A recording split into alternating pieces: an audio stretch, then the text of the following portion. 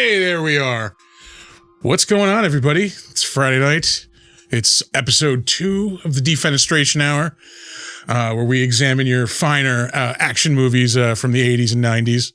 The finest. Yeah, the fine. Today, like we are going like right for like S tier, first class. No, like this is 80s. So this is 80s action. If you're not familiar with Andy Sidaris, well, we've got something in store for you. We're about to watch Hard Ticket to Hawaii. Well, like no soft tickets here. No soft tickets. No semi-hard tickets. Nope. Just hard tickets. No half chub tickets. Exactly. Yeah. You better fluff that ticket before you head to Hawaii. If you want to watch along with us, it's on Tubi for free. Shockingly, I'm about to hit play in about 3 seconds. 3, 2, 1, and we are off on this cinematic journey. This I thought of this question like halfway through, and I'm sure other people have had the same question. Is this a fucking parody, or were they dead serious in making this? I think they were dead serious in making it. I think it was meant to be a humorous action homage. I don't think it's supposed to be a parody. Yeah. I just think the jokes aren't funny. Yeah. And that's why it seems like a parody. You know, because a lot of parodies miss. The jokes are like vaudeville level, like B material for that. Like, yeah, it's all like racial fucking. Yeah, there's a lot of uncomfortable racial stuff. There's a lot of weird sexism. I mean, the whole movie obviously is very sexy. Well, yeah, you have these two girls who just get naked every few minutes for like. Yeah, that was a tough flight. We better hit the hot tubs. Yeah, right. Yeah, like we have to go investigate back in our cabin. In the hot tub. Yeah, let's go get topless to do that. They're looking at diamonds. That's evidence in the hot tub over a goddamn drain. That's the other thing I was thinking when I was watching that scene is like, I know I'm old when I'm like, if you guys drop those fucking diamonds, it's going to be impossible to fucking find them in the water. I didn't even think of it until now.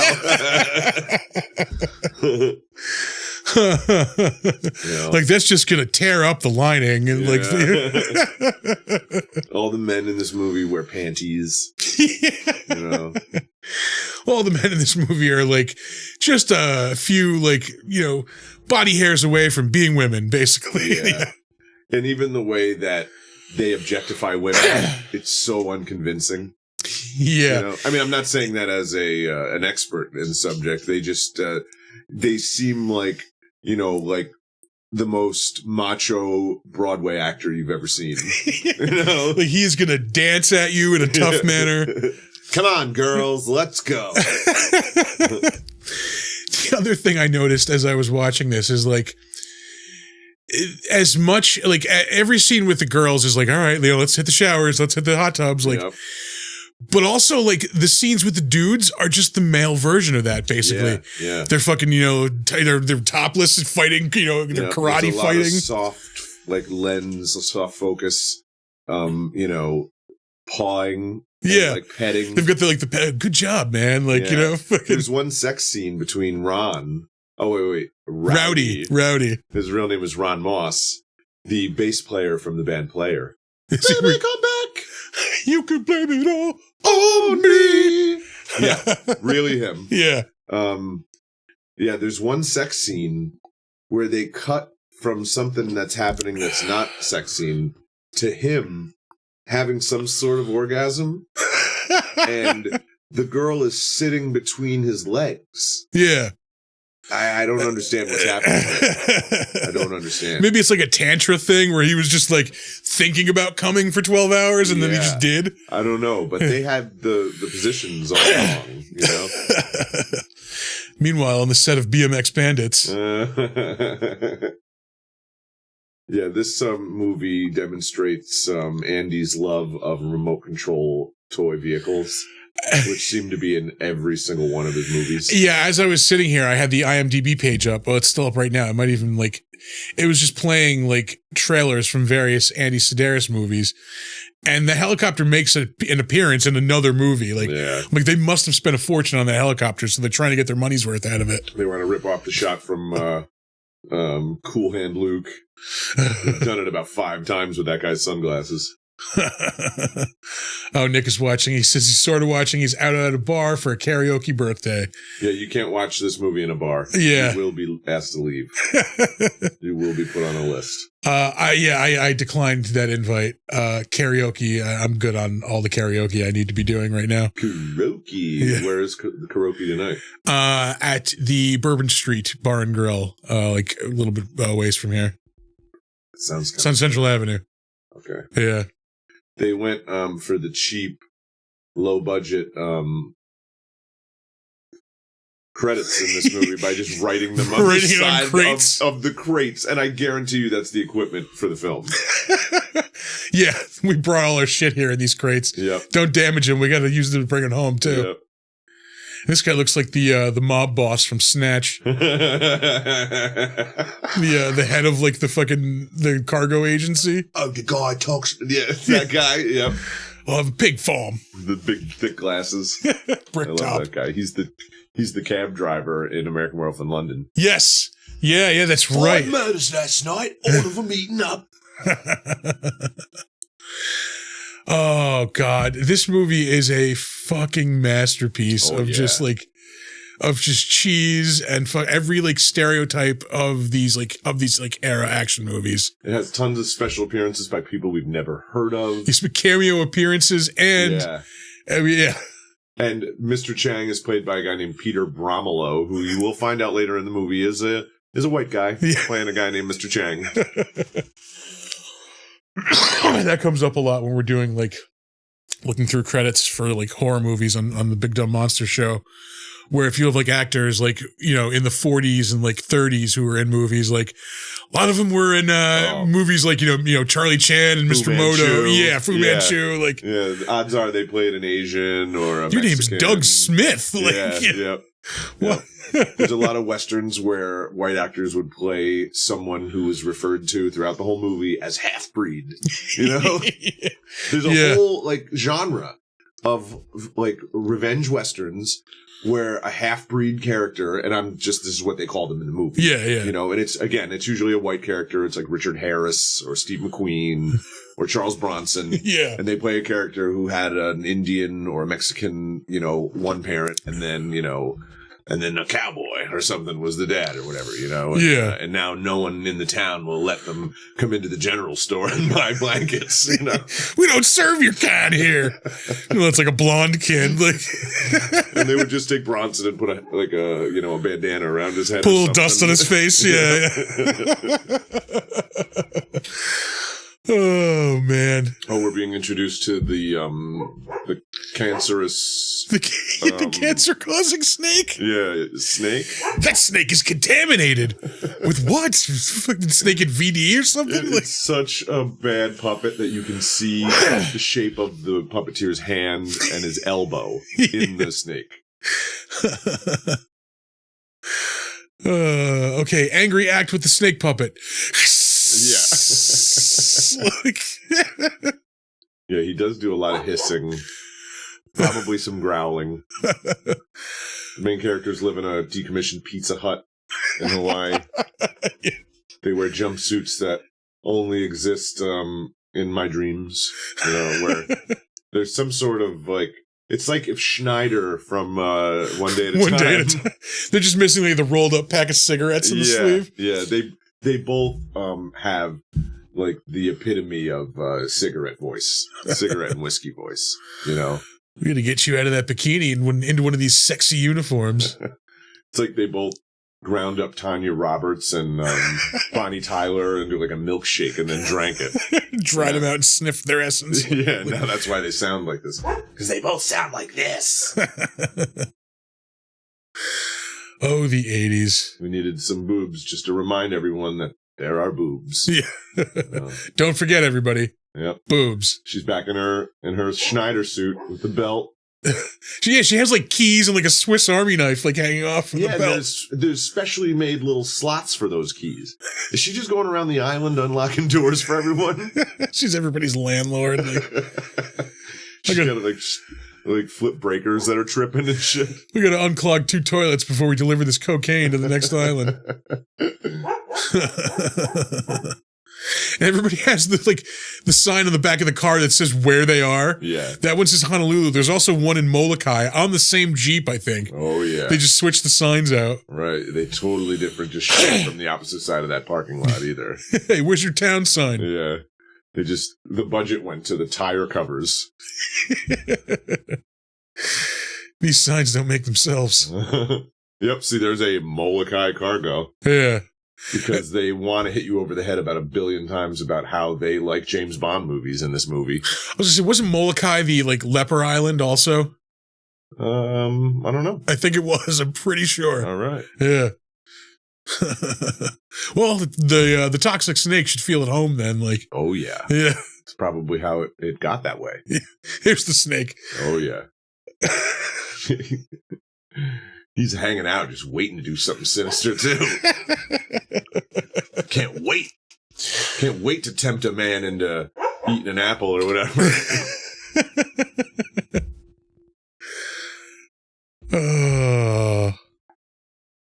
And we had 2 snakes. Uh-oh. Yeah, they're both wearing the tool belts now. Yeah. They look like gun belts. You know, like they took Old West gun belts and just refashioned them. Tools to them, yeah. Oh, man. This is we said before, it's every fucking stereotype. There's just chicks getting naked for some reason. There's fucking random fucking, poisonous snakes. There's fucking the bazooka gun later. Oh my God, that 4 stacked rocket launcher thing. Yeah. That they use to blow up a sex doll. That's right. And the head of a snake. He blows up the one dude who comes rolling in on a skateboard doing a headstand. Yeah. And then spends another rocket blowing up his sex doll. His sex doll, because he couldn't not go after the good guys without his sex doll. And then 2 times, obviously 2 times later on in the movie, because he's got 2 shots left with that 4-shot cannon. Yeah, right, exactly. I do like the continuity, though. Yeah, that's true. They did put the attention into that. That's the one thing they focused on. But no, he twice later on he shoots a dude and he shoots the snake 10 feet away from him, and everybody's fine. Oh yeah, when he shoots the helicopter, it creates this gigantic explosion. But he hits the snake on the tip of the mouth with it, and it's just like and just bang, the head pops bang. off. Yeah, the body's still fine. Yeah, there's no explosion in the house. Oh man, I wonder who had to be the puppeteer for the snake. Did they have to hire a special puppeteer? Or is it just some, the fucking directors, I think it was Andy's wife, because she's definitely a producer. You can see her in the credits. Yeah. Arlene, and I think she was just on set every day just because her husband was making a movie with a bunch of tits in it. Giant bosomed women, And so she was like, fuck you, Andy. I'm coming to work every day. I'm going to be in that goddamn snake puppet. I'm going to be on set. I'm going to be in the plane. I'm going to be in the snake puppet. She's like Susie from Curb. Oh, fucking Donner.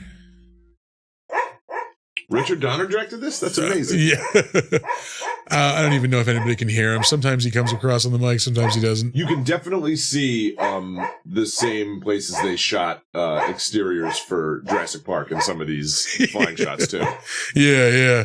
Well, this is a couple of years before, so this is when it was still cheap. You can get on the download, right. Right, when the biggest thing they could get was Andy Sidaris.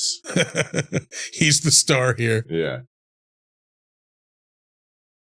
Coincidentally, there's a plane flying overhead right now at the same time that we hear the plane. Yeah, the most they could get was an Andy Sidaris movie or a special episode of The Brady Bunch. Yeah. Well, this is actually rejected footage from the, Brady Bunch Goes Hawaiian episode. where Barry Williams is held out of the plane by his feet. He was actually supposed to fight the snake. They had to cut it for time. Yeah, these two just making out in the back of the plane. Yeah.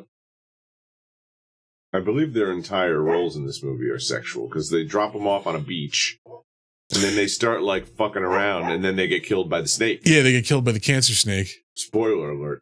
Why are these spies, these secret agent women, like taking people on tours and dropping them off the beach. Their cover is so convoluted. They're secret agents. And the one girl's not even a secret agent. She's like a witness or something who is like now training to become a secret agent because she was a witness.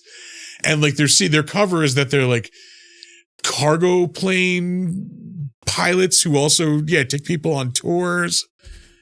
See, they're really taking like a part of the James Bond mythos like way too literally. Because part of his cover is that he's part of an import-export company. Yeah. But you never see him actually importing or exporting anything. Yeah. That would be really fucking boring, you know? Like in order to maintain his cover, like James Bond has to spend like every third Saturday, like walking around a warehouse, like fucking counting the hams and shit like that. Like I was thinking of him driving a big box truck, having to like double park it. I got a bunch of salamis in the back of the truck that I got to get rid of. They just came in from Genoa. I imported the hell out of these. He shows up at your house when you don't even order from him. He's like, hey, your neighbor was supposed to pick up these steaks, but they're not home, and I got a great deal on them. You get all these steaks for $99.99. You order a bunch of Italian suits? No, I didn't. Yes, you did. Here they are. Thanks. I forget the name of his importing company. It's Universal Exports. Yeah, it's Universal Exports. Buy Universal. James Bond is a dick. I was picturing Pierce Brosnan during that. Yeah, actually, that makes the most, because he is like the most, I think, dickish James Bond. Yeah, definitely. Like, he just has like that smarmy asshole quality to him. Yeah. Even when Roger Moore was being smug, he was still kind of lovable about it, you know? Yeah, no, he seems like he'd be kind of a jerk. I'm sure he's a nice guy, you know? Yeah. I don't know, I remember hearing that story about him flipping the double bird to Dana Gould. Yeah. So after stealing a parking spot. There was that too. Oh, the snake's back. Oh, it's Tubi. Fucking Tubi, yeah. We're gonna watch some random commercials. Sometimes they're in Spanish. Yeah, I get a lot of Spanish commercials too.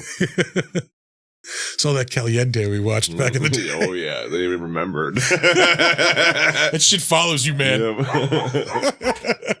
Remember all that Gorda y Flaca I used to watch? Yeah, we remember you. Senor Tom, yes.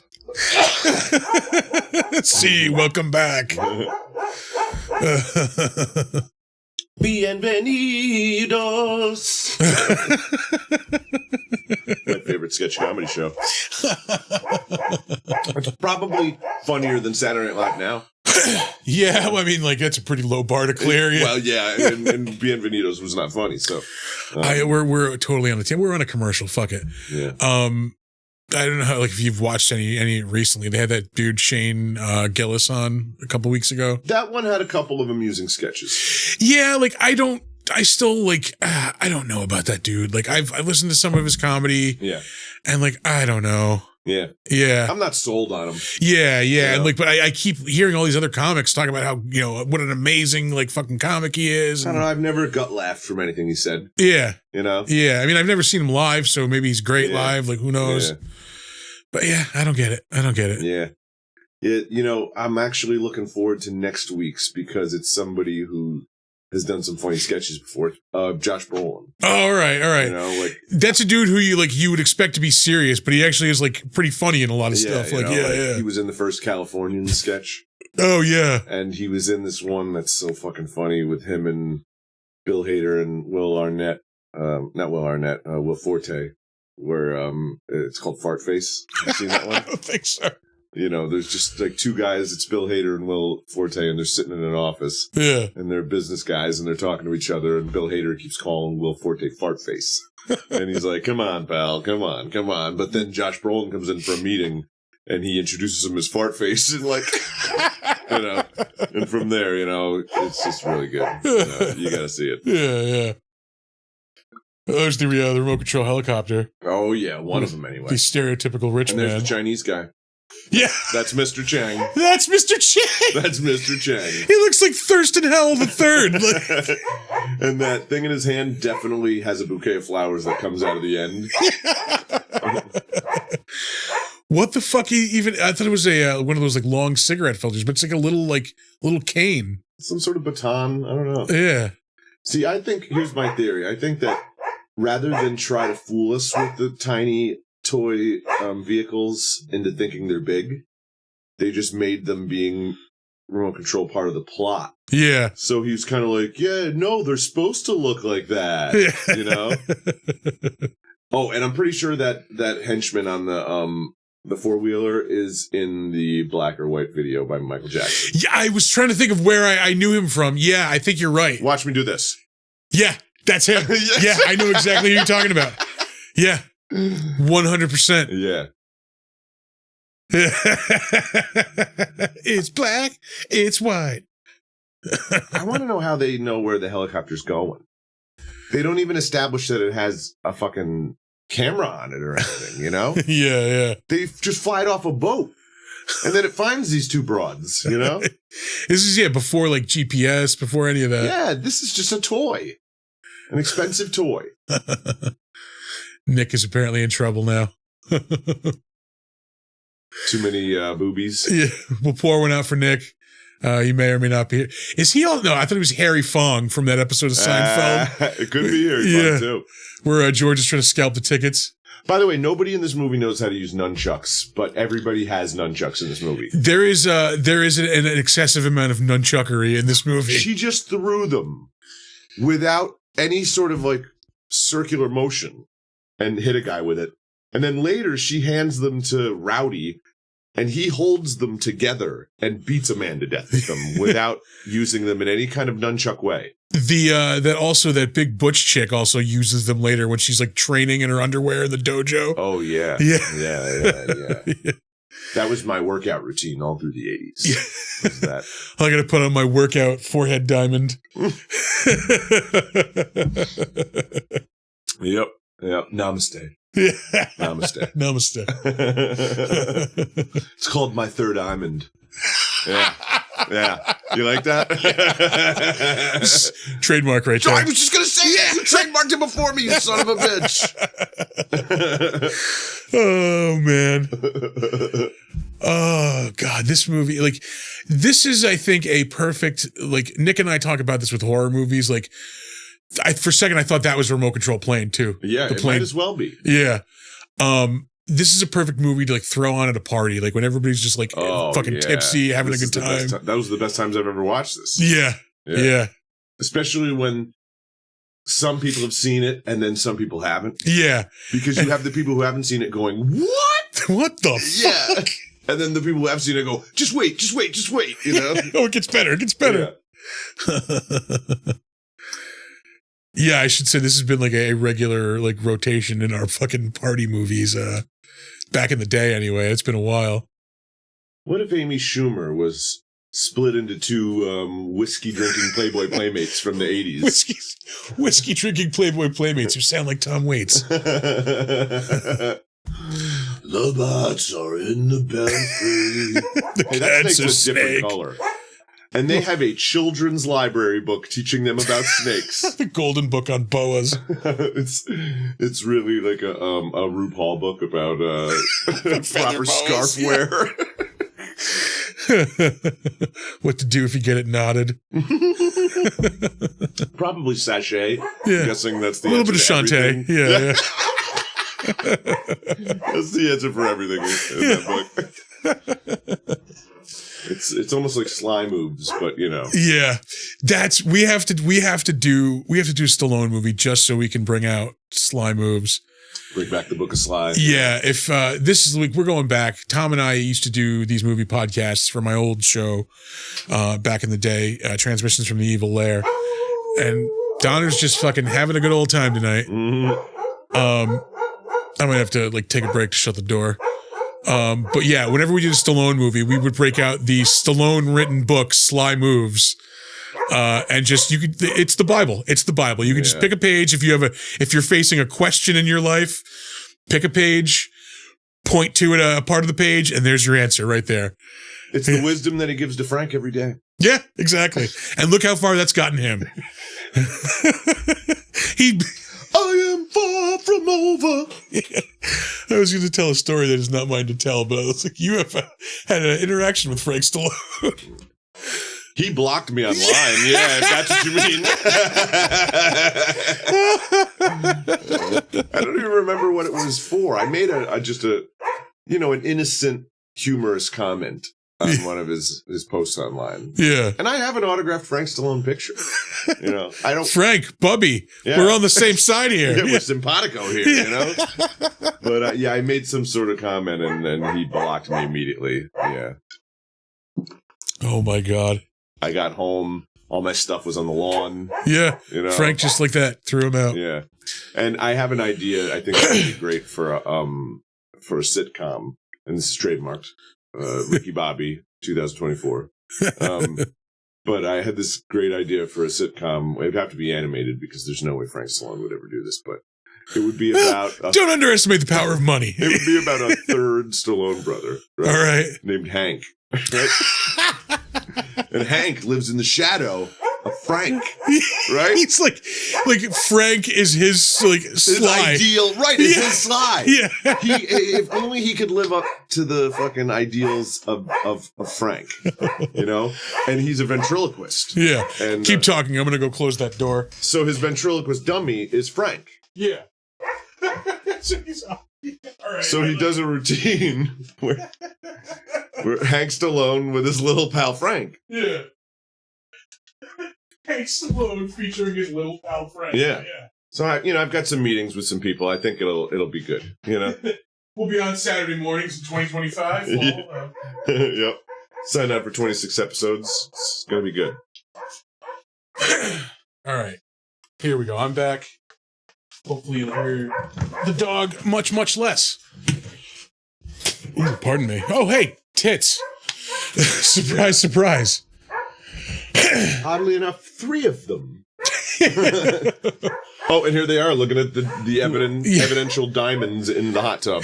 Girls. Not over the water. Not over the water. No bubbles in that hot tub? Well, yeah, it's a Hawaii hot tub. It's, Yeah. It's just room temperature. Yeah. Yeah. Yep. Breasts. Sorry. Hey, the totally. Belt. Oh, I didn't even know. For some reason, I didn't notice it. There it is. Yeah, in the background. What are those tools there? There's like a bronze fist on a chain. Look at that. A gold rabbit's foot, maybe? It's a little fist. And like a nose hair trimmer. That is bizarre. Here's one of those like homoerotic dude scenes we were talking about earlier. What strikes me as odd is this guy is the guy in red here. Jade. He's the partner of Rowdy. He's not introduced until like 35 minutes into the movie. Yeah. This is his first scene. And we are 25 minutes in. Yeah. He's essentially the Sean Connery character from The Untouchables. Yeah. Yeah, you're right. Yeah. But he's, clearly the more badass of the two. As evidenced by his hilarious racial comedy stylings. Yeah, he keeps doing these Asian voices, and he just took his shirt off to show us his waxed chest, And now they're like so close to kissing. It'll happen someday. Yeah. Not today. They don't know who's prettier amongst the two of them. They can't decide, Oh, and I love this, the secret message sandwich. Oh my God. Ron Moss is so goddamn pretty. He's a very pretty man. I wouldn't mind kissing him. I'm just saying that. Just putting it out there if he's down. I mean, he's like, if Rob Lowe was given, like estrogen for a week. And he's already a pretty dude. He's already very pretty, yeah. Oh, it looks like even Nerf as a bread. fake sandwich that looks disgusting. That is Nerf bread. Yeah. They're just hanging out in their geese, by the way. Just, getting greased up, Getting greased up, hanging out in our... He's got a denim gi. He does. It's denim. Gotta be a whole lot of chafing going on there. Yeah, a whole lot of sweating, a whole lot of chafing.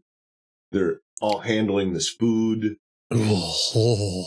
now he's lighting it on fire. Like, you could just throw it in the water, dude. It's right there. They wanted, I think, to do like this message will self-destruct, like a cool thing like that. They didn't have the money for the squib to blow it up. They had the money for a lighter and a takeout container. I was like, correct me if I'm wrong. Aren't these Andy Sidaris movies? Oh, they totally are. Not the 7 Malibu one. Express. Yeah, Malibu Express, I believe, is his first movie.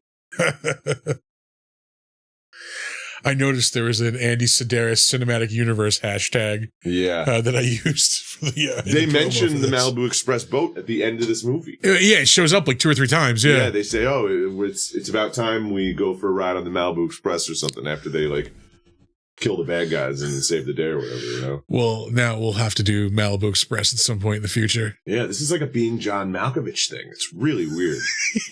Malibu Express is nowhere near as entertaining as this. Oh, really? It's like watching a Miami Vice porno without the sex.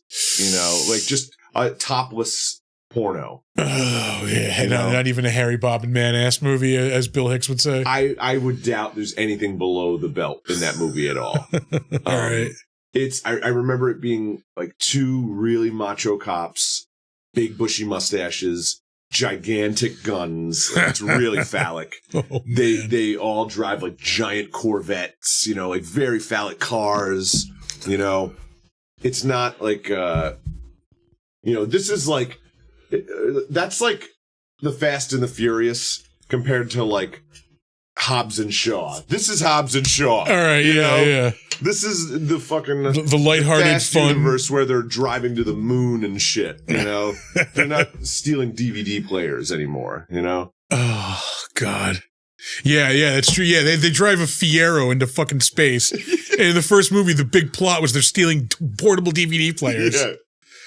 Yeah. There's one where The Rock opens the door of his car and like pushes a torpedo, like so that it goes the other way. Yeah. I started watching those movies just because of fucking how did this get made? And like, I will say I do, like, you know, they are fucking hilarious to watch. Yeah, absolutely. Yeah, I got one for each of us. Thanks. Here's the, but as far as like enjoying them, even like they're horrible. This last one was fucking terrible. I can't get through them. Oh my God. Because like, at least with the earlier ones, like the fucking stunts were awesome. The car shit was pretty cool. I remember a lot of that being CGI in those. In the earlier ones, they weren't. Yeah. And then, like, as the movies are progressing, they're getting more and more to where this last one. Because they lost more and more actors. Yeah, basically. All the shit is CGI. Like, why am I here for a CGI car chase? Car stunts, yeah, I could be playing a video game, basically. Right, you know, like, it's just step down from that, because at least I'm in control of a video game. Yeah. Recently I was thinking, like, I wonder if pantyhose was originally created for burglars. And just as a burglary device. Yeah, and they had no idea that it would be so beneficial to women's legs. Yeah, some woman just found out by accident, like, holy shit, this robber mask, like, makes my really leg look warm. awesome. Yeah. Think about it, it's a chicken or the egg situation. And pantyhose come in eggs. There you go. Oh, you just blew my fucking mind. Holy shit.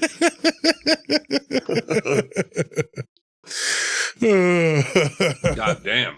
It's all circular, man. Circular. Holy shit. Time is a flat circle. Yeah. I feel like I have fake Uncle Jack hands on this monitor. My hands look huge. My giant manly hands. Yeah. Whoa, they're like 4 times the size of my face. Can we take a picture where your hands are on top of my hands so it looks like they're my hands? We're lawyers. Uncle Jack is one of those guys you see pop up in so many goddamn movies and shows. Like, yeah, and he's permanently Uncle Jack now. Yeah. I just saw him in something too, where he was he didn't have a mustache. And he was like, like a town councilman or something. He was like, hey, there's Uncle Jack, But yeah, he's always my hands! My hands! Oh. Nope, Snake's back. Oh, I've paused this scene so many times. There. Cancer snake! How afraid he is of that snake across a parking lot. Like 30 feet away. Yeah. He has a gun. This fucking drug lord Is horrified of that snake. I was gonna say, I love at the end of the movie, the snake takes like more fucking gunshots than like Biggie at the end. Oh, oh yeah, in the snake community, there's a lot of like urban legends about how he died. About they think the cops set it up, man. The cops set up that snake. Totally. And when he makes that toilet explode at the end, the snake, they were really like apologizing for ghoulies not doing that in their movie when they promised us all a monster coming out of a toilet to bite your butt. Yeah, didn't happen. Didn't happen. And the people of the Hard Ticket to Hawaii stepped up. Yeah. And no, we're gonna have the ass biting monster. Yeah. All right, we're gonna be this hot chick. We're gonna sexualize it. It's gonna be phallic and it's gonna be sexist at the same time. There's the Molokai signs that are exactly the same as the Honolulu signs. That was the snake's luggage. That was like some Bugs Bunny shit going on there. Like his suitcase with the Albuquerque sticker on it.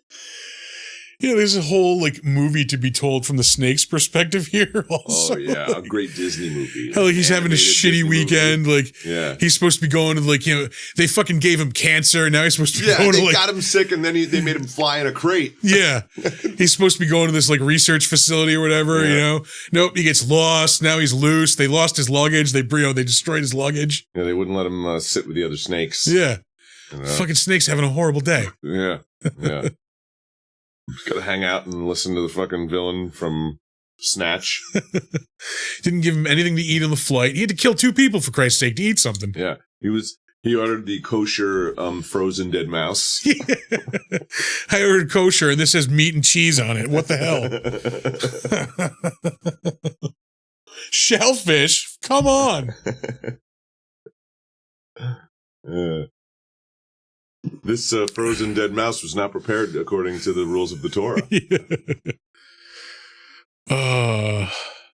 Now we're back with the girls in their cargo plane. This time it looks like they're kind of in like pajamas or something. Yeah, I mean they're constantly in like sleepwear and bikinis. Yeah, they're investigating it again too. These are studying outfits. Yeah, or research clothes. Yep, they're just like Marion Cobretti in that way, where they do a lot of their research at home. Yeah. Wonder if they have pizza scissors on hand. Yeah, well, they do live in an old Pizza Hut. That's true. Full circle. Yeah. That's one of them nights. Stacy! Yeah. I don't know what that is. Poster, it literally says, Stacy! And there's a poster for a movie next to it called Seven. I saw that. I noticed that. It's not it's not obviously, the movie. Well, yeah, David but Fincher look at the font though. It looks just like the 7 font. Yeah, I think it even has the 7 as the V maybe in the middle. What the fuck is that? Oh no, it's a regular V. It looks like this the font in the credits. Yeah. Where the E's are kind of there's like a shadow of another E over the one E, you can kind of see 2. This fucking guy. Yeah, he's just constantly harassing women throughout the whole movie, and you don't even know who he is. He's like the restaurant manager at the hotel. And Andy is in this restaurant a bunch of times. The director. Oh, yeah? Yeah. At first, he's just kind of like sitting at a table when chicks come by, and then he gets lines and shit throughout the movie. He's pulling an M. Night Shyamalan. Oh, yeah. He's going to be the hero of his next movie. Oh, yeah. Fucking give me a fucking break.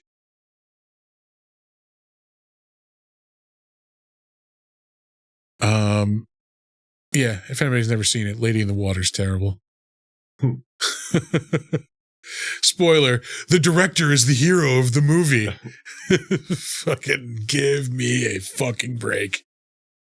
It's like every one of these actresses has done a different Silk Stockings episode, I'm betting. What was the bike show that was also on HBO? Not HBO, USA. Renegade? No. Lorenzo Lamas? The greatest show of the 90s. Blue. Pacific Blue, that's it, yeah. The police bicycle cops. Yeah, some of them have done that too, to be fair. Yeah, starring Rick Rossovich, who was in so many 80s movies. He's in Top Gun. Terminator? Yeah, he was the roommate's boyfriend. Yeah, and it's in one of the most bizarre sex scenes of all time. He's between her body and her bra. when they're having sex. That's right. I remember as a kid seeing that movie going, what this is what I'm looking forward to? This is what's going to happen when I'm an adult? I gotta pull that off? I have to fit between the bra and the body? This is confusing. And then when the Terminator kills him, he is also in panties. A lot of guy panties in the 80s. That is true. I'm trying to think of other stuff he was in. He was in Roxanne. That's right. He's like the guy that Steve Martin is like coaching. Yeah. Yeah, the one that Daryl Hannah likes. He was in a Tales from the Crypt too, the one where with William Hickey. Yeah. Yeah, where he trades bodies. Yeah, with the old guy that keeps switching parts. Yeah. Yeah, Arnold directed that one. Oh shit. Oh, and here's the character who is the grown-up youngest son from Tool Time. Like the only one who isn't in jail now or something. Or I thought like he got all tattooed up and like was like really. Is he? Yeah, I think he married like a woman like twice his age when he was like maybe 20. He did, yeah. He also could be like the lead singer of any 80s band. I'm guessing Mr. Mister. Yeah. Haircut 100. The band that plays. Yeah, that's Mr. Mister. Oh, that is Mr. Mister. Yeah, okay, yeah. So also Mr. Mister.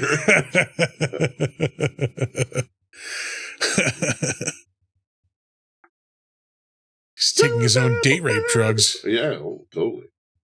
I love that the two have a milkshake. I was going to point that out. These two thugs, and one of them's drinking a milkshake.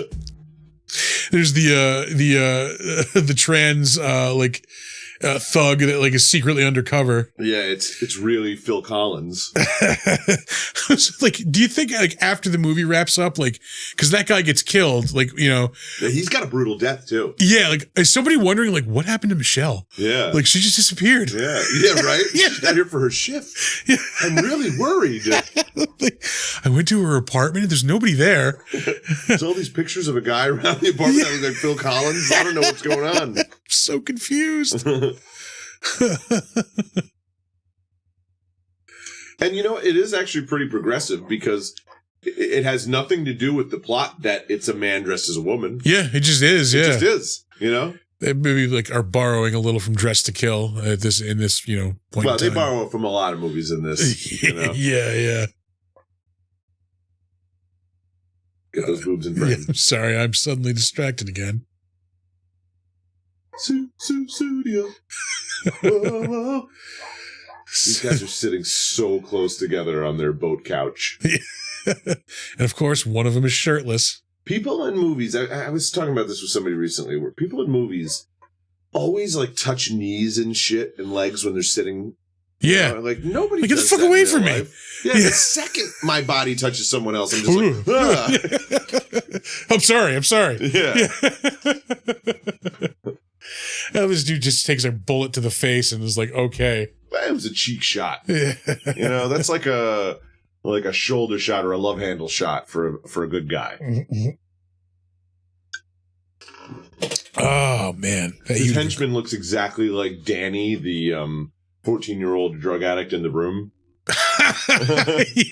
Or Denny, or is it Denny? Denny, I think, isn't it? Denny, yeah. What kind of drugs, Denny? That kid who wants to watch them have sex. Yeah. The kid who wants to watch Tommy Wiseau get it sex. on. Yeah. Thrust his gnarly rawhide looking muscular butt into that poor actress. Unspecified, possibly Eastern European penis. His knockwurst of a genital. Can you say that in a plural form? Oh God, this is. I was trying to think of the line he said. Oh yeah. When he says something about like going down on her, like, when you get there, you see the back of my head because I'll already be there. Oh yeah. Oh, dude. Yeah. Yeah. This is already disgusting, and you somehow made it all worse. He's like Randy Newman's sleazy brother. I love Molokai. Landy Newman. Well, he's already Andy, so. Oh, Andy Newman, yeah.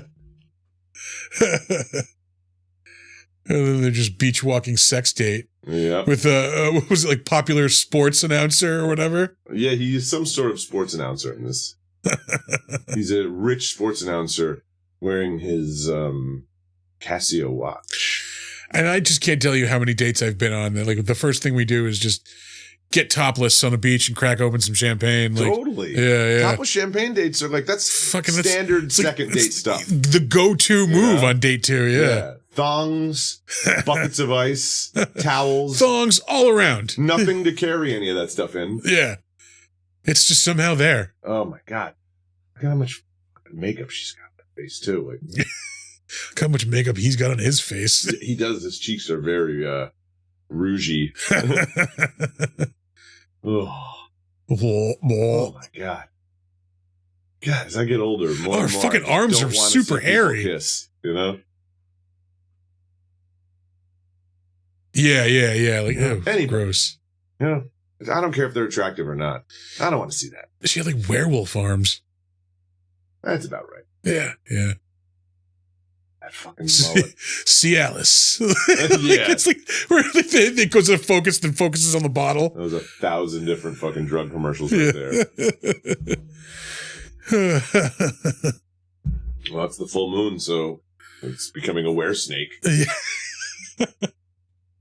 Cancer snake is on the prowl.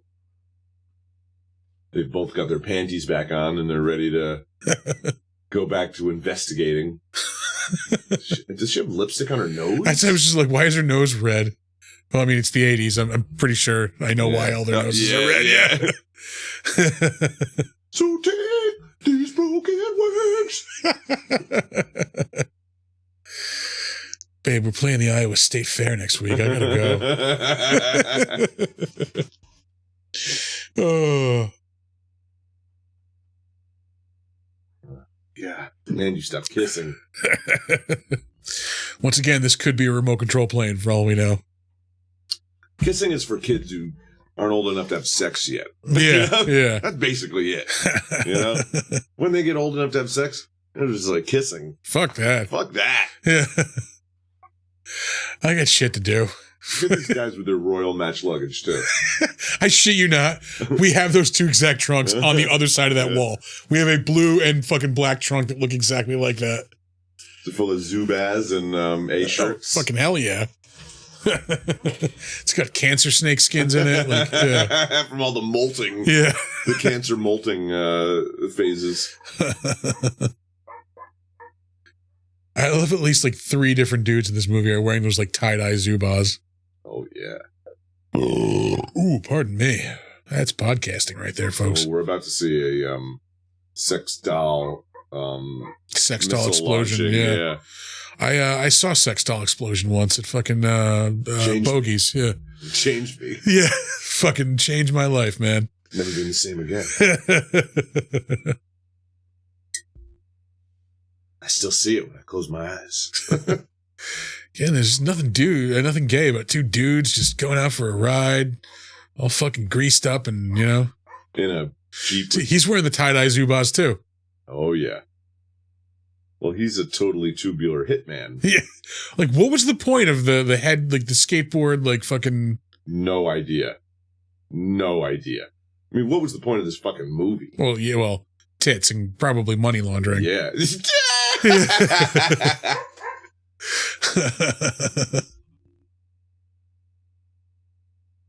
They got their Mad Max Subaru. Yeah. High-speed tuk-tuk chase. And these 2 fucking super secret agents aren't even aware of what's going on right next to them. They're still just chatting. Yeah. Like, the sex doll is a distraction. Like, why would he even take it? I love that, like, some of the assassinations, like, a good portion of the assassinations in this movie are, like, recreational based. Like, oh, yeah. Like, he's on the skateboard shooting, and we have the one guy who gets killed with a razor frisbee later.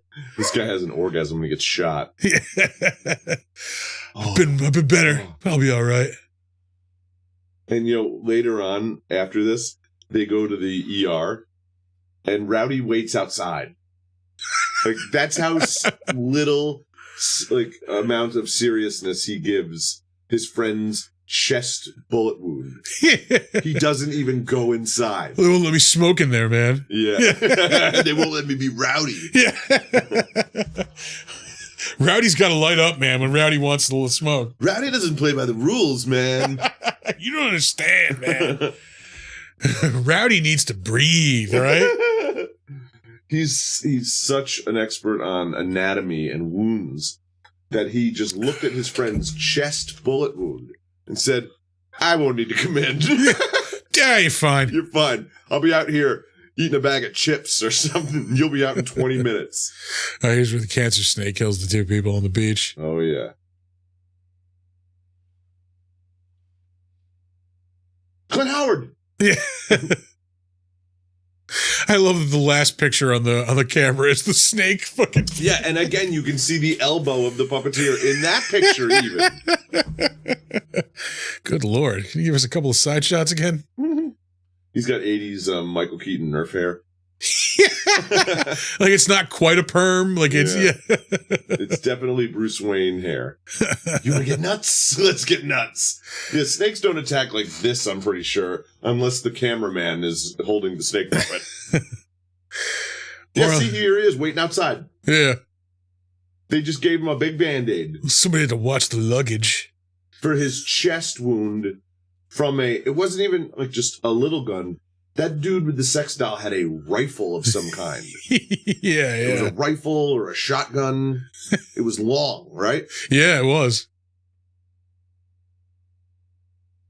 Why are you wearing sunglasses, lady? It's indoors. Well, this is a very exclusive Phil Collins club.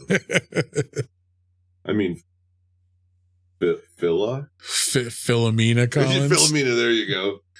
I mean, look at that sweater. She definitely got that from Blanche on Golden Girls. Golden Girls. Again, like a week after this movie, fucking Michelle said she'd take my shift today, and she never showed up. What the fuck?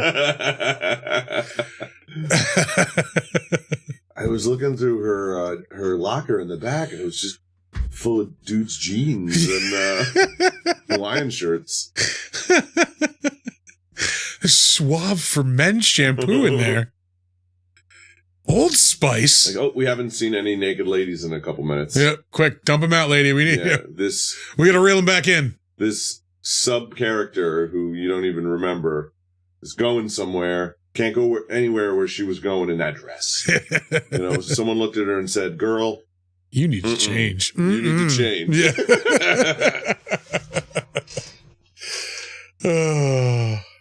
Yeah. Yep. Oh, I gotta put on my camel toe disco pants. Yeah, she is fucking Pac-Manning up those pants. So oh my god! See, yeah, those are pap smear pants. You look like the letter M. Well,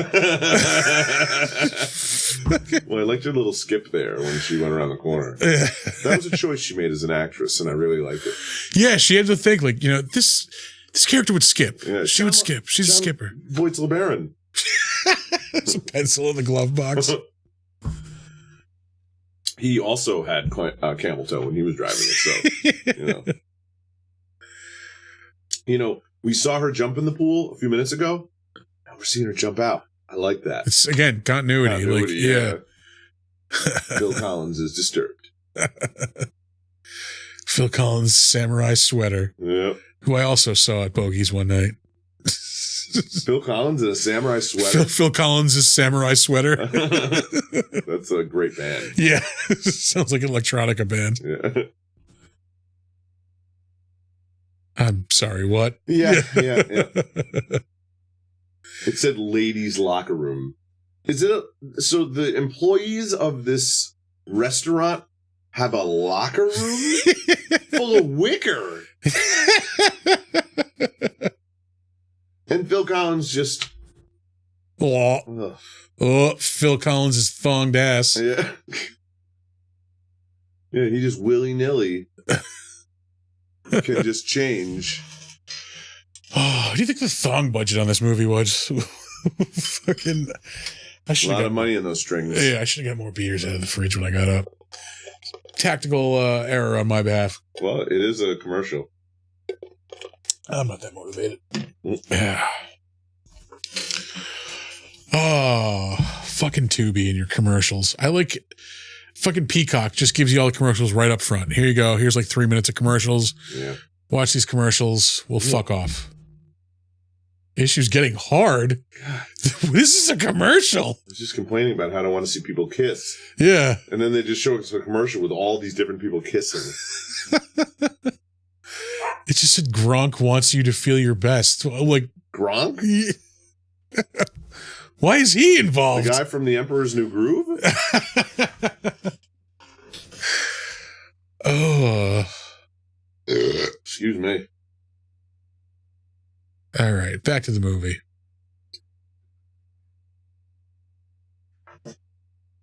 Oh, Phil Collins is taking off his makeup. Mm-hmm.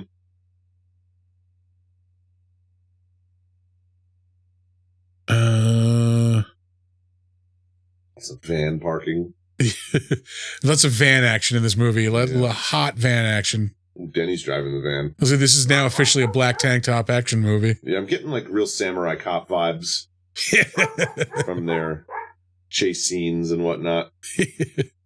Even Ron Moss gives me a real samurai cop vibe. You know, are you familiar with the samurai cop? I'm not. Oh, my friend. You really got to watch that. Yeah. Oh, yeah. Say like in the vein of like a Sergeant Kabuki man. No. In the vein of like a Miami Connection. Oh, all right. Yeah, it's all not right. meant to be funny. Oh, I am intrigued. I am almost tempted to drink this beer. It's been, Drink it. You know what? Fuck it. This has been sitting here for like a month. I'll drink the set beer. It's probably like it's been heated and temperature. It's been heated and rechilled like 20 times. I'm sure it's fine. Perhaps Blue Ribbon. I mean, that shit would survive a nuclear explosion, you know? It's fine. Nick, if you're watching, I drank the set beer. Ah. All right, back to Hard Ticket to Hawaii. Oh, there's John Voight's LeBaron again. Yep. There's Butts again. Yeah. Oh, it's been a few minutes since we we got research to do. To the beach. These girls, wait, not the beach. These girls are tanning in an onion field. That's all they could get in the budget. It's a drainage canal. And now they're filming the With bad a guys Walkman. with an old waterproof Walkman. Yeah. I had that Walkman. In the 80s, anything that was yellow was waterproof. Yeah.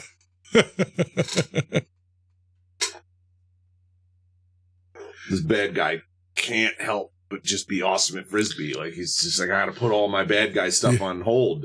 Frisbee is my Achilles heel. Yeah, I put my Uzi down. I put down my Cool Hand Luke glasses. And I just throw the disc, man. You know, I think it's a great idea to have a bright yellow camcorder when you're on like surveillance. Like that. Yeah. This is a Radical Jack level of surveillance. That's a movie starring Billy Ray Cyrus where he stands on top of a train and surveils a gang like 20 feet away. Once again, that could be a radio-controlled helicopter. It probably is. Just assume it is. Yeah. I mean, if they just, they just do the proportions in the right way in the camera, it's like fucking Gandalf and that little nerd, you know?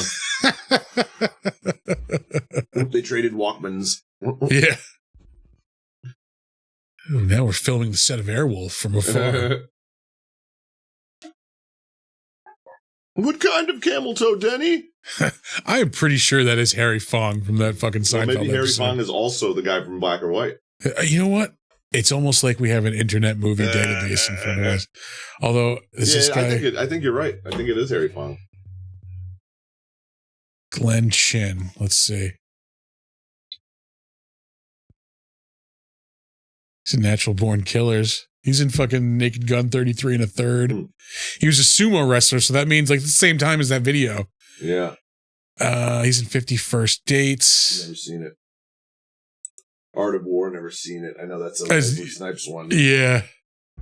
Godzilla 2000. Wow, remember when Howard wouldn't shut the fuck up about that? Rumble in the Bronx. Rockford Files? He's in Natural Born Killers. Hate that movie. I have not watched it in fucking forever. I was never really... He is Harry Fong! Wow. Yeah. I turned that shit off, I don't know, 20 minutes in. Yeah. And and yeah, it is the guy from the Black or White video. We were talking about Tarantino before. I heard him talking about how he turned off that movie at one point. It was just recently. And it was the exact same spot I turned it off. No shit. And he wrote the movie. Yeah. He was also in a Father Dowling Mysteries episode. No shit. My grandma used to watch Father Dowling. We have a thing, like, we call it the pentaveret of old people solving murders. Yeah. There's fucking Murder, She Wrote, Father Dowling Mysteries, Diagnosis Murder, Matlock, and I think Quincy is the one we can see. Yeah. But he was still a working doctor. He wasn't necessarily like an octogenarian doctor, you know? Yeah. Quincy. Goddamn, Quincy was on every morning from 10 to like 12 on New York's movie channel, 24. I miss that fucking channel, man. Yeah, I miss the New York channel. I miss the Boston channel. And the New York Jersey channel. Because they would show movies, like, you know, which we don't really get anymore on like local channels. They would also show like older shows that we didn't get, like, you know, you don't see on like Star Trek. Yeah. Fucking Wonder Woman. They would show Chiller Theater too. I remember when we were kids. Dukes of Hazzard. This dude was also in an episode of Sledgehammer. I always bring that up. Sledgehammer. I got a video cassette tape with 3 episodes on it. No shit. Yeah. The New Monkeys. He's in Who's That Girl? Who's that girl? The same year he was in Hard Ticket to Hawaii. How about that? His name is Earring in this. That's the aspect of him that the filmmakers thought stands out the most. Well, he's got an earring. So, yeah. I mean, there's one other thing we can call him that's not... that's not cool. Yeah, could get us in some trouble. We haven't been nice to his brethren thus far in the movie. Butts. Bony butts. Oh, shit, he died in 2018. Oh, that's too bad. He was, he was 30 when he was in this. He's born in 1948. It's like they all have perpetual Miley Cyrus butt. Sorry, he was 40 when he was in this.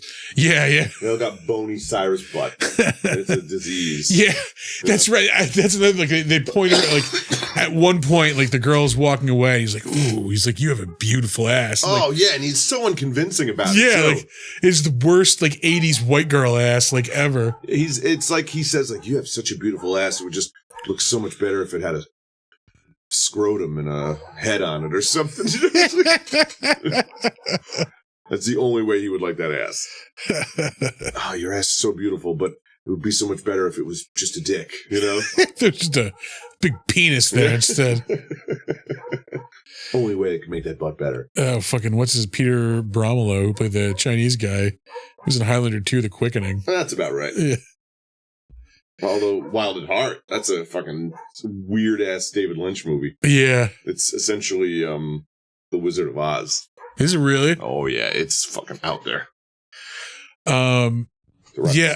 I remember I hadn't seen Highlander 2 and, like, for the longest time. And, like, just because I knew it wasn't going to be as good as the first one. Yeah. And, like, I remember one day. Entertaining. Yeah. I remember just being like, you know what? How bad could it be? Yeah. Fucking, it's pretty fucking bad. But it's so entertaining. I mean, there's the Renegade version where they edit out any mention of them being aliens. Yeah. So it's so bizarre. It's like being around a couple who refuses to mention, the affair and love child that one of them has now, but they're still trying to make it work. Yeah, yeah. But then there's the version where they talk all about them being from the planet Zeist. And it's just full of ridiculousness. Like, all of a sudden, Sean Connery just has the power to say, just call my name and I'll be resurrected. Oh, yeah. You know? That's a thing? Yeah. Why did I give a shit about you dying? Yeah. I'll just go to Scotland, buy a fucking luxury suit with an earring, and I'll be there. And I remember after watching that, being like, well, I watched this. I might as well watch the third one. It can't be worse than this. Yeah. They tried to fix it and then ignore this second one, and they still fucked it up even more. Yeah. Oh, that is not good. That is not a good movie. What was the deal with Mario Van Peebles and Christophe Lambert in the 80s? It's like they were trying to turn him into Pryor and Wilder.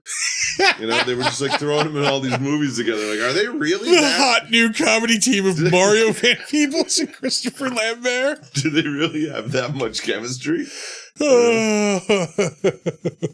And Christophe there, he's the funny one, which is the odd thing, you know. Oh, he's got a little bit of blood on his chest wound hospital band-aid. That means it's serious. Yeah. They really do look exactly the same in their faces, right? Oh, 100%, yeah. The only difference is the hairstyle. Right. Yeah. It's like they're the same Ken doll, but with just different, like, stylings. It's the same thing with the girls, too. Like, they're barely... There's Andy Sidaris again. Right. They're barely decipherable. Yeah, like one of them has nicer nipples than the other. That's like about it, Famed sportscaster again. I'm pretty sure this guy is at some actual... this must be one of the guys that has a special appearance. Or a cameo credit in the opening. Forgot about that. Some people in this movie claim to be famous. Yeah. I doubt it. They actually asked the filmmakers, whoa. You got to give me a special credit. I'm not just anybody showing up in this movie, okay? Yeah, I'm a big deal. The snake is now obsessed with opening up the hatch. It's a whole Lost thing. It's just covered by a garbage can lid, too. Yep. It's got to go down there and make sure these numbers repeat over and over on a computer. Or else the island's going to blow up. Yep.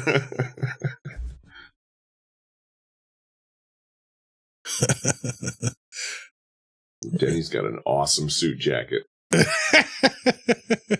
Holy shit. Looks like a fucking test pattern.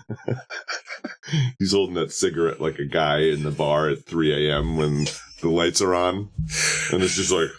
He doesn't know how the cigarette got there or where the fuck he is. Oh, look at how pretty he is there.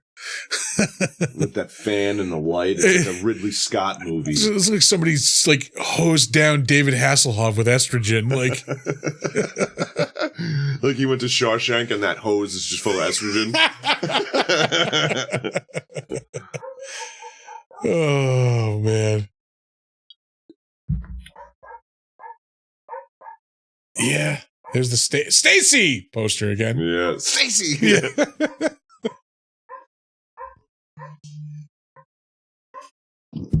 Oh, man. What the fuck else is there to say about this? Boobs? Boobs, yeah, definitely that. She's wearing like gym shorts and high heels. Like, what the fuck? Oh my god.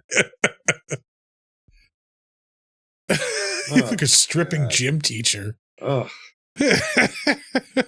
Little shorts and high heels. It's such a weird... Athletic wear, yeah. Yeah. High heels. Oh, and this, I love this scene because this is where we learn, if we didn't already know from this chest wound, how tough this guy is. Because he only drinks vodka from the bottle. I love they also have like 5 different pairs of nunchucks. Yeah. And varying again, colors. None of which are used correctly. Yeah. Him and his big shoulder pads. He's so tough. He can only drink whiskey or vodka from the bottle. I'm too tough to use a glass. Yeah, so it was like the signal in any 80s or 90s action movie that the hero was super tough. Like, yeah, they just wanted the bottle. The Martin Riggs, special. And they would go into a bar and just they would order it and they would give them the bottle. Or they would say, leave the bottle. Yeah. Who the fuck would do that? I'm talking about the employees. They're not going to leave the bottle. I'm not giving you the fucking bottle. Yeah. I'm just going to turn the tap on for you. Yeah. So I can't keep track of how much money you're spending. Oh. Yeah. It's the buff chick with the eye of the Imond. Yeah. The third Imond. That's third Imond. Yeah. Like she's not using them correctly, but at least she's using them effectively. I mean, she's holding them. I'm invested in the scene. Yeah. The fucking posing. This is definitely like the 12th hole on a miniature golf course somewhere. Like there's a tiki head that spits fire behind her somewhere. If you get a hole in one, you get a free game. Yep. Devil head pops up. You had a free game. We're watching home movies on VHS now. More frisbeeing, because that guy is so good at it. They were like, you know what? You know all that extra footage of the frisbeeing? We gotta show that to the audience. And also, why is his henchman wearing like a McDonald's fucking drive-thru headset? Because he's taking orders. Yeah. He works the poi drive-thru. How many fingers do you like your poi? I'm doing regional Hawaii jokes now. You had the poke from Sam's gas station? Huh? Am I right? Oh, wait, where are my sound effects? All right. Yeah, titties. Who's sick of spam? Big gross nipples. Oh, I forgot to turn the sound up before. God damn it. For the big gross nipples. Yes, yeah. Yeah. She has too much breasts. He has one of those, like, what do they call it? Like a concave chest here, where it looks like it's going inwards, you know? You can put a shot glass into it. Yeah. She's definitely a life coach on Instagram. Yeah. I guarantee it.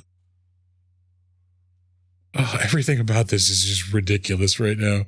She tells you all about how she absorbs the power of cacao through the diamond in her eyes. Oh, here's the part where he orgasms from the sex scene that I don't understand. Yeah. The way they're positioned, it looks like she's fucking him almost. Yeah. Like, yeah. If that's what they're into, that's cool. But I want to know that that's what they're doing. Yeah. Just for the clarity of the fucking story. Not because I care one way or the other. You know? Yeah, I just want to know what that sex entailed. Did she give him a handy? If so, why? Why is she thrusting? Yeah, she's got no butt. White girl ass from the 80s, like, yeah.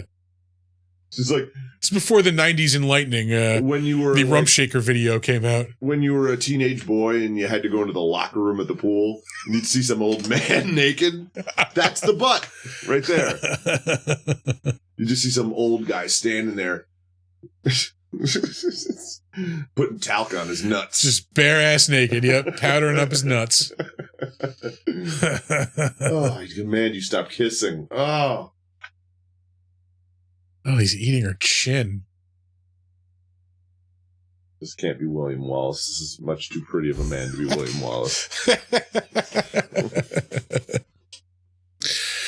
Oh, he's got John Stamos hair.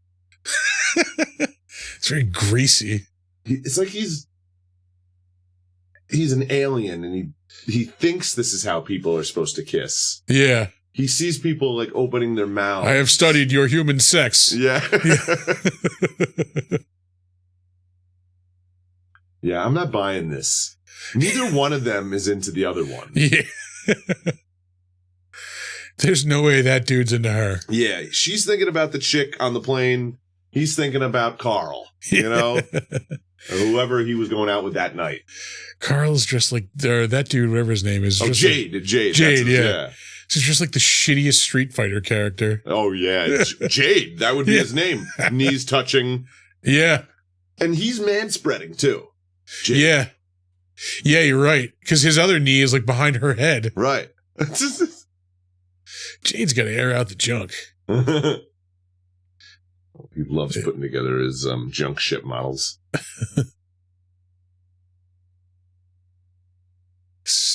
Of course, obviously Asian man on the phone here. This is Mr. Chang. Yeah.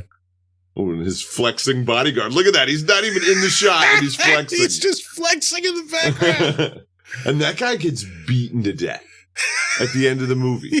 Yeah. Rowdy and his girlfriend walk into Mr. Chang's office. She hands him the nunchucks. He uses them incorrectly. And then they beat him to death. He doesn't even fight back. He beat the shit out of him. He's definitely dead after that. There's no way a real person would survive that many blows to the head. Wouldn't it be great if, like, he wasn't actually a henchman? Like, he's just an accountant. He just happens to be buff. Yeah. He just happens to be in really good shape. Gunther is great at math, you know? I am non-violent. No. They beat him to death. He does not fight back at all. I'm not exaggerating. Yeah. It's kind of fucking disturbing. And with their stupid guns. None of these guns look real. Is he looking in the mirror there? That's the razor frisbee. I know. Checking his blush. Like, his frisbee plan is overly complicated also. Because he shows up with like 3 different frisbees. Yeah, and when he switches the frisbee on the guy, the fact that the guy doesn't see him do it is absurd. And I'd also like to point out that our hero uses a Nazi military gun as his pistol. He's surfing in man panties. He wears panties. He uses a Nazi gun. Does he have a garbage bag? That's how they get the... What? Can I take your pointer? Your pointer?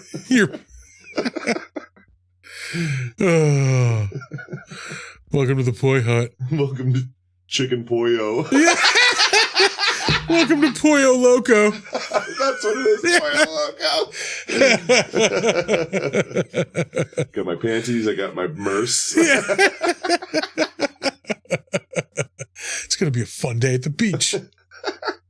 There's no snakes down here. He's just frolicking in panties. I don't want to make this, about toxic masculinity or anything, but you really have to have nothing down there in order to wear something like that. unless without it like falling out, right? Or like peeking out of the top, like anywhere on it, right? Yeah. I don't know how unless you're like drag queen, like tucking it between your butt cheeks, like if that's a thing. I mean, I know they can do it, but I don't know if I want to do that to myself. I mean, it's a commitment, My boys need a house. Yeah. Here's my Nazi gun and my frisbee. Like, he could just as easily take the gun out and shoot the guy. Yeah. But he wants to, he wants to lure him in with the frisbee because the guy loves the fucking the disc. I mean, how many people do you know that just absolutely can't resist frisbee? Can't resist it, It's the craze that's sweeping the nation. You're walking in the park, you just see some bros. We got me and my bros. We got to throws.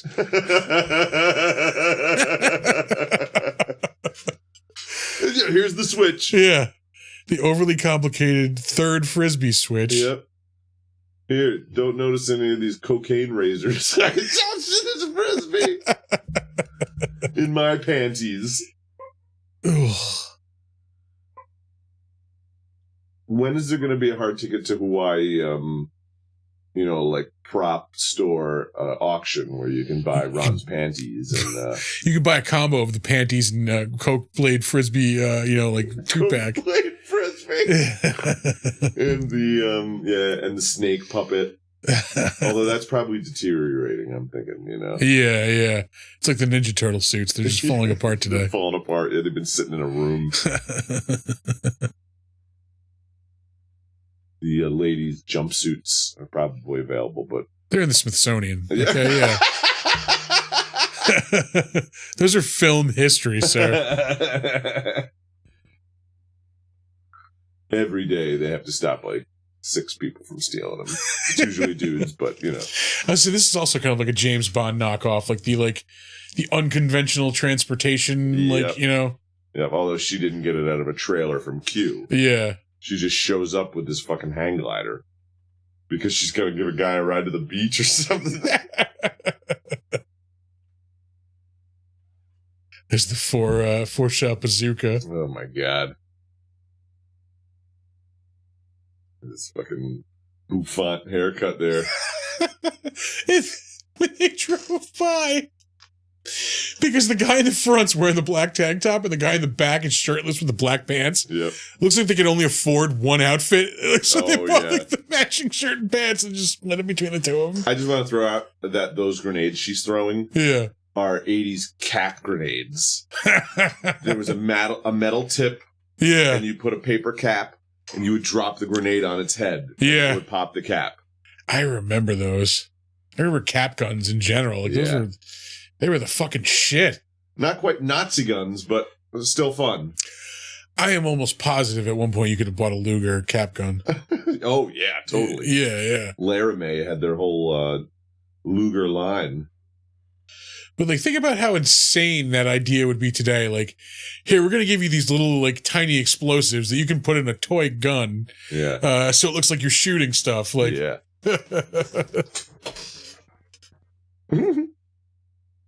That is also a smell I will remember till the day I die. The smell of like a cap. Yeah. Even if you didn't have the gun, you just put them on the ground and throw a rock on them. Yeah. Just That hang glider has the same controls as the big green mean machine. Remember that thing? Yeah.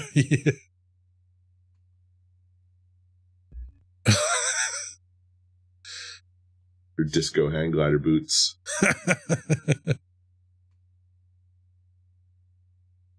We'll get ready for some awesome squibs.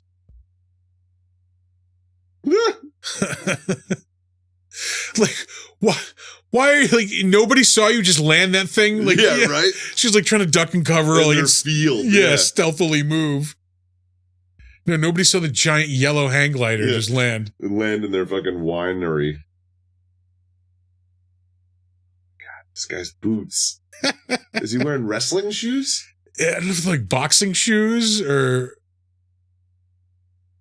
You know, I understand, in the 80s, there was just a lot of... Oh, yeah, I think they're boxing shoes. There were a lot of heroes in movies that, had to use their martial arts skills, as part of their job. But so often in the movies, they would just dress in a gi, like that would be just accepted. In the one with Dolph Lundgren and Brandon Lee. Oh, Showdown in Little Tokyo. Showdown in Little Tokyo. At the end, he just puts his gi on and puts all his Japanese stuff on and then goes after the bad guys, and everyone's just like, yeah, that's Dolph. Yeah. Out there with his Japanese stuff again. Yeah. It's just, Oh, these fucking commercials. Getting into the hot tub with Tia Carrera. Let's go eat some sushi off some naked chicks. Yeah, that's not a thing. I've looked for that restaurant. I can't find it. I've now seen it on Sunny, seen it in Showdown in Little Tokyo. I forget what the official name of it. It's super expensive. Yeah, I remember finding out the name and still looking it up and not finding. I'm talking about worldwide. I wasn't looking for one in Albany. You can get them in New York City. You can't get them around here for but sure. But even in New York City, I remember doing a thorough search, not because I wanted to go, but I was just genuinely curious if it existed. Yeah, no. No. Is that a real thing? It was one of those things. Is that real? Yeah. I mean, I would go. Hold on. If you asked me to go. To the internet. Yeah. If you had a reservation. And you just needed somebody to go, fill it out. Yeah, obviously. I'm not going to let you down. I like a California roll. It's Oh, in this fight scene, I love when the bad guy breaks the necklace of the good guy and he says, "Those are my mother's beads." What the fuck? Those pearls belong to my mother. And then he looks at the camera there at the end. Neo Taimori is the name of it. Yeah, here we go.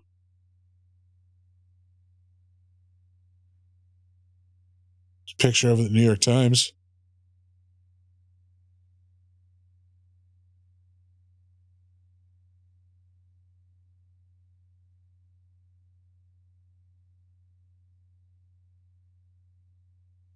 Did you find a place? Yeah, Body Sushi at Sapphire, Times Square. What? Yeah. Every Wednesday. Holy shit. I guess I didn't search the right the right keywords or code words or something, you know? It looks super steamy. Because everything that came up when I looked for it was just regular Chinese restaurants or Japanese restaurants. Well, you know, if you're nice enough, they'll let you do it, you know? That old Chinese lady from the kitchen will let you, you know, eat fucking some lo mein off of her stomach. Yeah, when she finishes the dumplings, she'll come on out.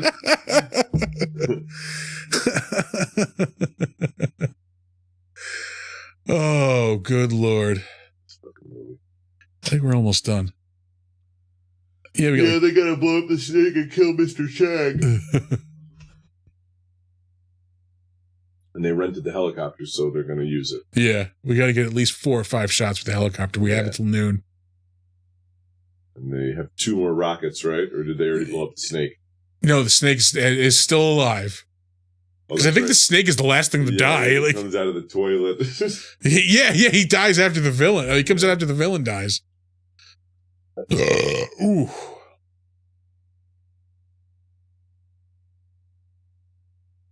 Definitely works as a silent picture. Yeah, I mean, really, are we missing anything plot-wise, like, by not having the sound on? Yeah. His, you know, awesome masculinity. Again, none of these guns look real. Like, that's not a real gun. No, that's something a 12-year-old put together with a pipe and a piece of wood. Yeah.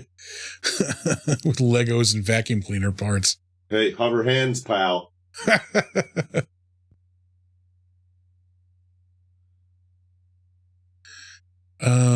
Let's see. What can we say about this? It's a movie? It's a thing that's on film. Yeah. Yeah, I mean, like, Andy Sidaris does have a pretty, like, solid cult following. Yeah, he's got a van. He's got a couple of cameos in this movie. He's got an Uzi. Everything's coming up for this Sidaris cat. Nobody even doesn't even let the girl sit in the seat. She's sitting on the ground between the 2 chairs.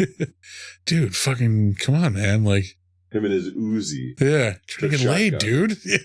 She was just held captive. They're not even giving her a chair. They just rescued her. You know what? You take the front. Like, yeah. I'm cool. Back at the Poi Hut.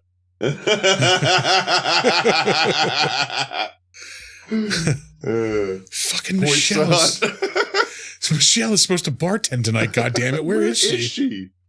These flowers are stacking up for her. She's got a lot of fucking patrons that like her, you know? Yeah.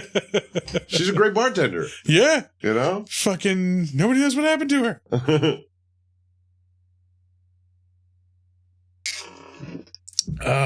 She does look a lot better without those giant glasses on. Those giant mirrored shades. Yeah, it looks like a completely different person. The Southern Sheriff glasses? Yeah. Good Lord.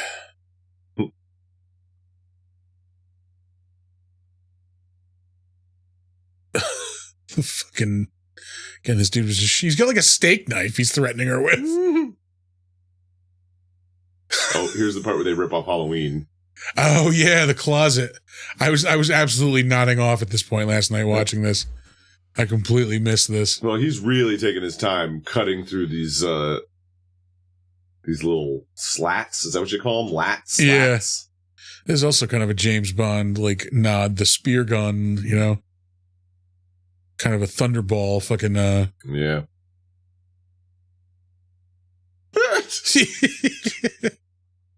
Are you chipping ice?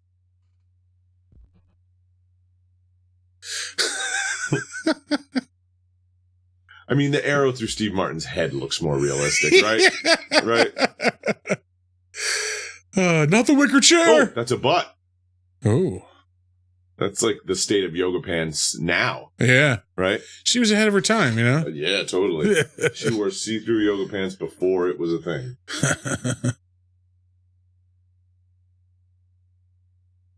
Oh, it was a switchblade that he had. A fucking steak knife.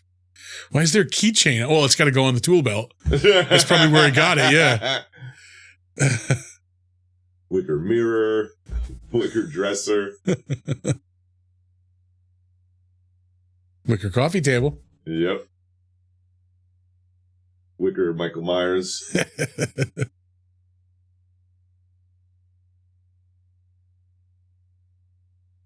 G-Shock.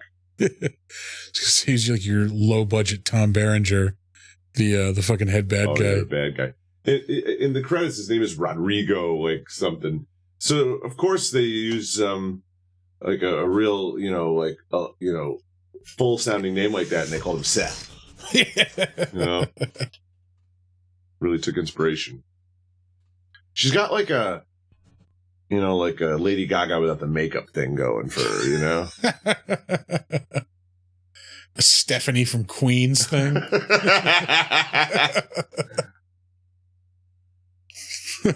Is this guy a man? I don't understand why he's so being overpowered so quickly. Well, he has been run through with a fucking spear and shot in the face. She's a Playboy playmate. Yeah. How strong could she be, really? She wears high heels and booty shorts to work, okay? Hey, she was ahead of the yoga pants craze, okay? Cut her some slack.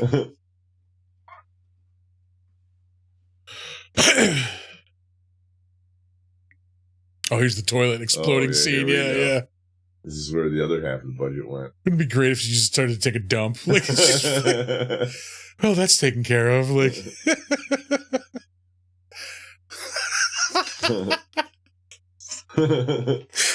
oh, good Lord, I might be losing my mind. Let me just wipe off my tit sweat. The Mountain Dew. Yeah.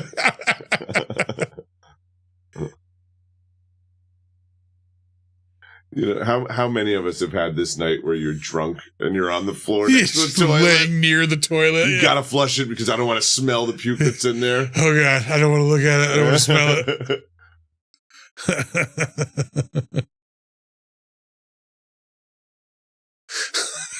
The toilet exploding was just a reason for her to get her shirt wet also. So is that sexy hot toilet water on her boobs? That's not hot. Nobody goes to a wet toilet water t-shirt contest. Well, not yet, all right? You just need a little marketing.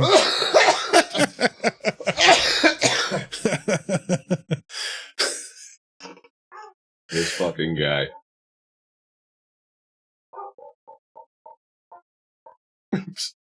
He's been stabbed multiple times. He's been shot. Definitely saw the puppeteer's hand in that last shot too.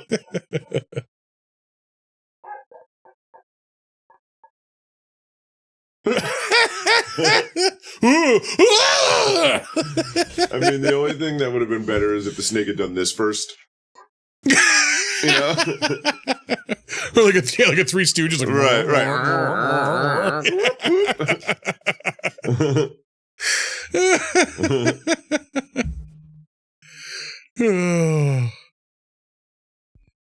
Oh, Seth.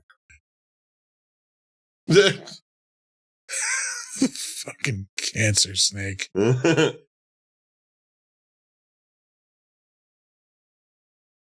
His hands tries to shoot it. It just starts eating bullets. He drives through the wall. I forgot about that for no fucking reason. Yeah. Not knowing what's on the other side. I mean, he could have just murdered his girlfriend. He could have driven it like a water heater or like electrical lines or something, you know? Like. And because they've been making jokes the entire movie about how he can't hit anything he aims at. Unless it's with the bazooka. Right. Yeah. Again, he just shot a snake with a bazooka like 5 feet away and everyone's fine. Yeah. With Lady Gaga.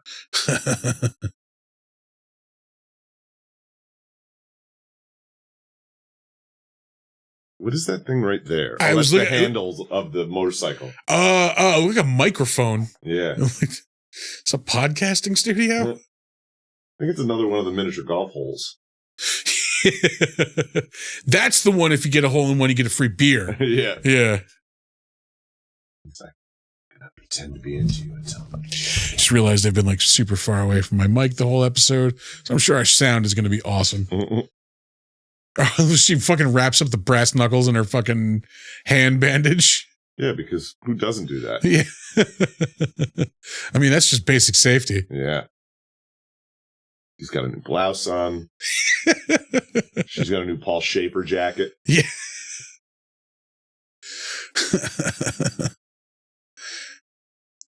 Fucking boxy ass limousine. Yep, they got their prom limo. Oh, I'm like, who's that in the front? It's the other girl. Could also be a Dorothy Zbornak jacket from Golden Girls. Also from Golden Girls, yeah. They like rated that set heavily when they were filming this. Oh, yeah.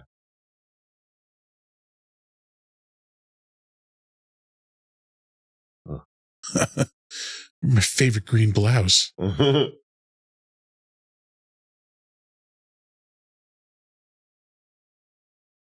What's so sad is that every single one of those exits was supposed to look cool. Yeah, nope, not one of them did. Nope.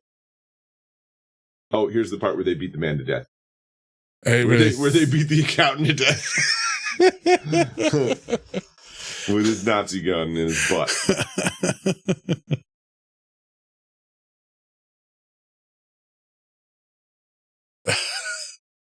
Fucking, oh man. That plant looks like Malcolm Gladwell. Right there. One of the giant plant in the pot, yeah. Holy shit. I'm a fan of Malcolm Gladwell, too. Yeah. Oh, here we go. Isn't that the 10,000 hours, dude? I think he does talk about that, yeah. Yeah. He's just They're beating this guy to death in front of like a statue of like fucking Buddha. Unprovoked. Or it's like a Shinto statue or something. Unprovoked. In front of Mr. Chang. Yeah. This is Mr. Chang's trusted manservant. He's dead. Yeah, please stop. I'm just a corner-pointed monitor for child support. And they're just like, yep. Oh, the way that Mr. Chang throws his sword at them is so amazing. It's he like javelin hurls it at him, yeah. Javelin hurls it, yeah. He gives it the old Lamar Luttrell. Yeah, here it is. Where was that gun? Oh, you don't want to know. See, in Malibu Express, all the guys carry those guns. The big giant phallic gun. Oh, yeah. For a second, I thought that was like kind of ripped off of Lethal Weapon 2, but this predates that by like 2 years. There's, other than the girl yelling, they're just so casual about it. Yeah. Damn. They just watched a man die in front of them. Like, yeah. They have no idea who that guy even was. They weren't in the office with them. Yeah, they don't know that they threw that guy out the window or shot him out the window.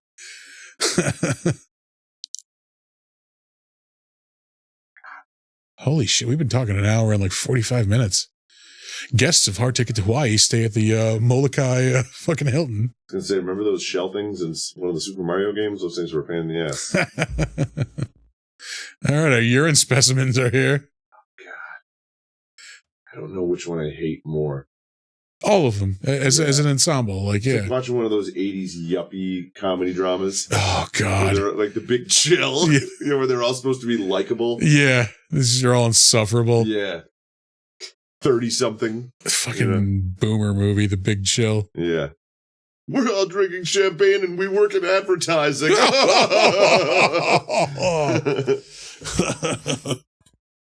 There's always someone in advertising. Somebody who's a jingle writer. You know? Yeah. Yeah. I just got the new campaign for the fucking coffee donut campaign or whatever. It's going to be big. There's the Malibu Express. Yep. It's not a bad looking boat. Yeah. I'll take a ride. A bunch of assholes are on it, but it's not a bad looking boat. Guaranteed there's some coke on board. Oh, yeah. Yeah. Like a White House library or whatever. We're going to reuse those stock footage of fucking flying over Hawaii. Oh, yeah.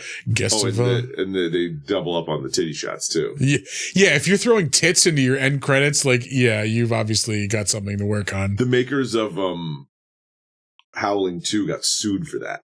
For putting tits in the credits? Yeah, because they got Sybil Danning to play like the werewolf queen in it. Yeah. And she's got some topless scenes. So because I don't know if because the movie was so bad and they wanted people to stay till the end, but whatever the fucking filmmakers were thinking, they took all the scenes of her topless in the movie and they like played them over and over and over in the credits.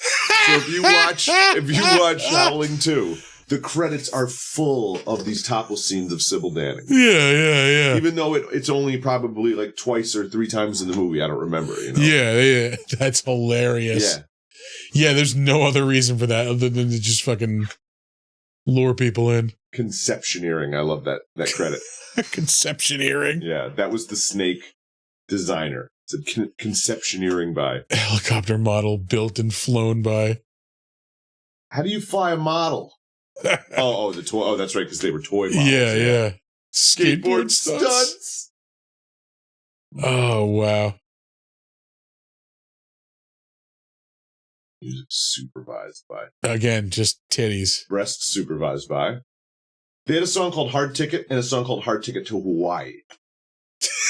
They doubled up on the Hard Ticket. Yeah.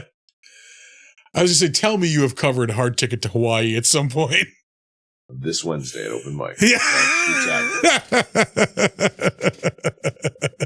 Phil Collins, no! Yeah. Again, Michelle was supposed to watch my dog this weekend. One more shot of this dude in his man panties. Oh my God.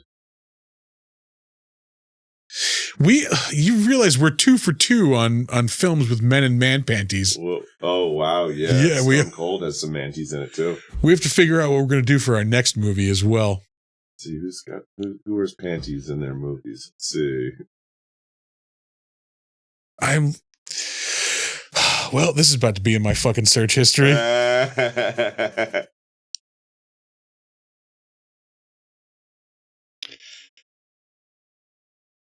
Embarrassing briefs on male actors in the 80s. Movies with men in man panties.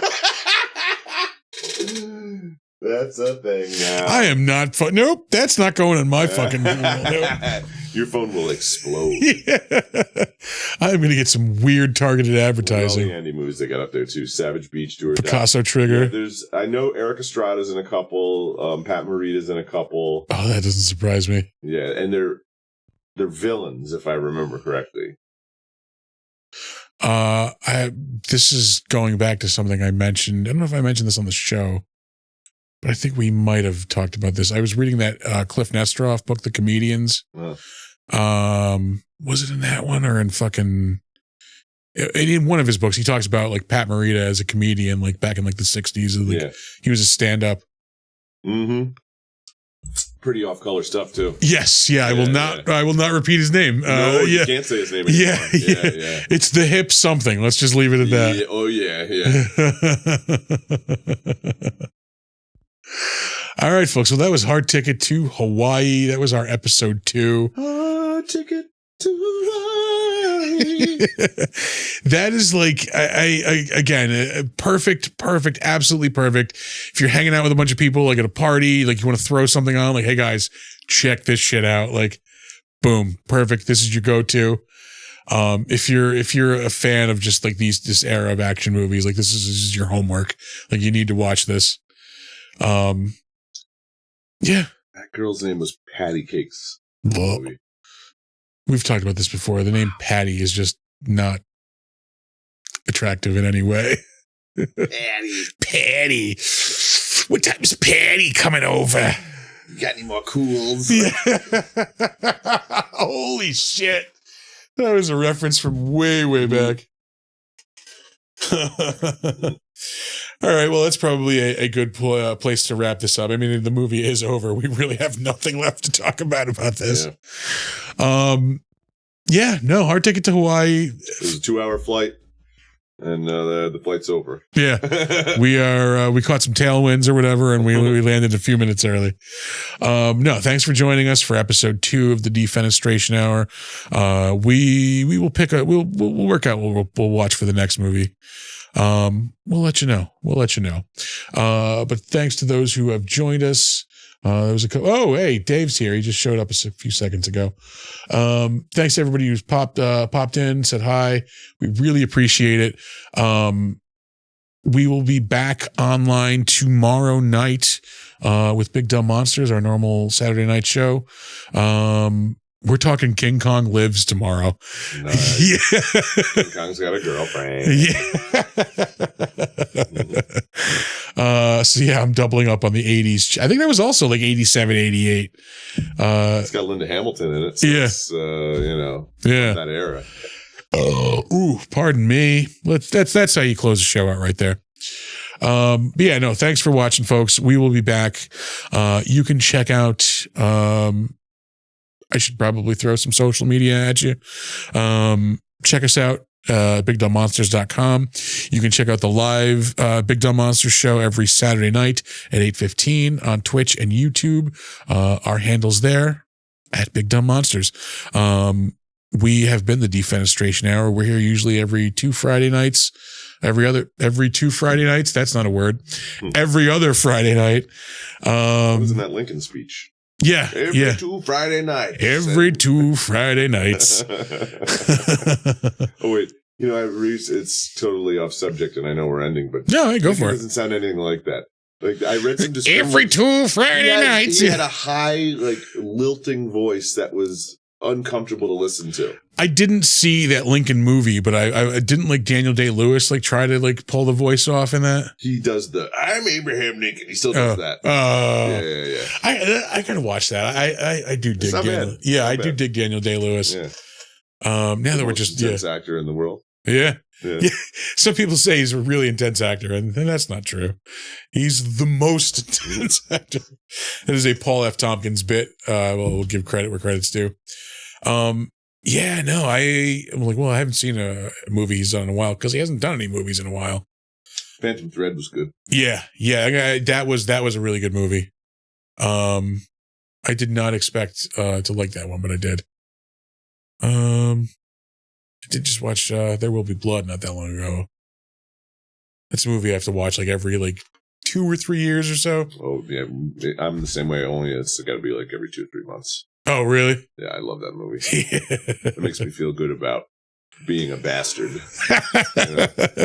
When I'm just can't stand people, I relate to him, and I can watch him and go, it's okay to not like the world sometimes. It's good to have a benchmark. I'm not as bad as him. All right, folks. Check us out on I gotta make our own socials as well. I'll throw that up just for throwing up promos and stuff for the Defenestration Hour. But you can check us out on Instagram at big_dumb_monsters, Big Dumb Monsters Pod on Facebook. Thanks again, everybody. We'll see you real soon.